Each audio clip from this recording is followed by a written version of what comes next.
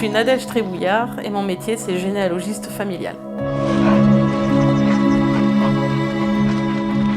Ça a 18 ans, mes parents Ça faisait des années que je posais des questions sur ma famille, qui étaient mes grands-parents, mes arrière-grands-parents, qu'est-ce qu'ils faisaient. Et on m'a offert un petit livre où justement je pouvais débuter un petit arbre généalogique et noter les histoires de famille. Justement, en m'intéressant à cette histoire de généalogie familiale, en posant des questions, ma grand-mère elle m'a donné une photo et elle me dit tu vois, cette personne, j'ai un prénom, je sais que c'est de ma famille, que c'est un oncle, mais je connais rien sur lui et j'ai mis 10 ans à trouver son identité, qui il est, où il habitait, les enfants et tout ça.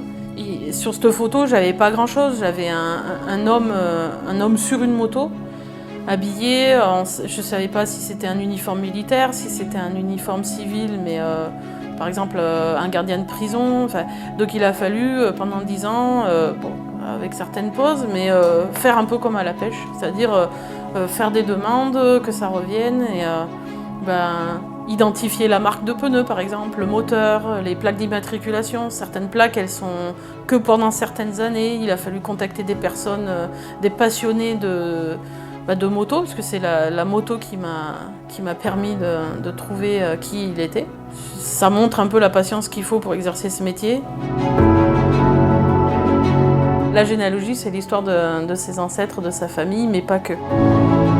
Au départ, c'est un arbre généalogique, des personnes qu'on met sur un arbre, mais pour moi, c'est pas que ça en fait. C'est chaque personne sur l'arbre a une histoire, a quelque chose à raconter. Faire appel à un généalogiste, vous êtes peut-être quelqu'un qui fait déjà de la généalogie, mais vous avez un blocage. Rien qu'un blocage, des fois, peut-être, par mon expérience, je connais d'autres sources de documentation. Ça peut faire résoudre le déblocage et puis après la personne elle peut reprendre en main sa généalogie. Ça peut être, vous n'avez pas le temps, vous ne savez pas comment rechercher, mais vous avez une idée plutôt précise, je suis là pour ça également. Je peux intervenir aussi pour les professionnels, notaires, les mairies, on peut même penser aux agences immobilières. Les agences immobilières, pourquoi? Parce que c'est du foncier. Et le foncier, on a un peu les personnes, on voit évoluer les maisons, des fois, comment elles ont été construites, pourquoi certaines parties ont été démolies, ça peut donner des clés. Pour les mairies, c'est simple, il y a les concessions au cimetière. Combien de personnes va se promener au cimetière et voit ces petites plaques, on est à la recherche, sinon les concessions vont disparaître. Ces mairies peuvent faire appel à moi et avec une micro-recherche généalogique, on peut peut-être essayer de trouver les descendants. À la fin de ma mission, je rends au client un rapport. Quoi qu'il arrive, c'est un rapport. Et après, selon sa demande au client, je vais inclure des photos, des documents.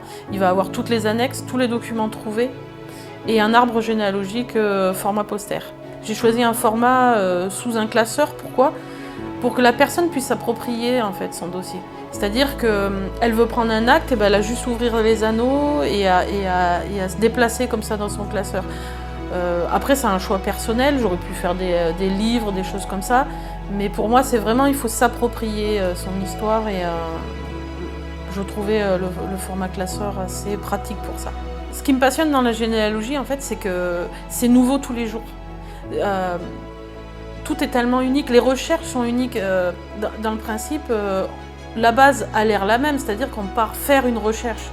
Je peux prendre une source, par exemple comme l'état civil, il suffit que l'officier de l'état civil, ce jour-là, il ait voulu faire un dessin dessus, ou même on va apporter à un client, il va avoir plus de détails. Enfin, vraiment, et puis ça s'arrête jamais, on apprend toujours. Aujourd'hui, on peut dire que j'aime mon métier, même je l'adore, je ne changerai pas. Non, je ne changerai pas.